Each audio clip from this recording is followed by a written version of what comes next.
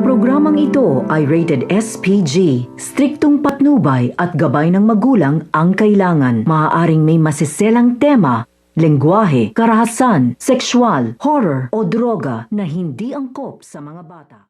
Ang pagkasawi nito nga ni Don Ignacio at ito nga si Aurora. Dahil sa pagtakas nga nito nga ni Aurora, Aling Elizabeth, Ambo at ito nga si Presidente Oscar, ay hindi nga sila dito tarantanan nito nga ni Don Ignacio at ito nga kanyang mga tauhan, at lalong-lalo na nga dito ito nga si Eduardo. Dahil ito nga si Eduardo ay ito na nga daw ang magandang pagkakataon upang paslangin na nga daw na dito ito nga daw kanyang pamangkay na ito nga daw si Aurora.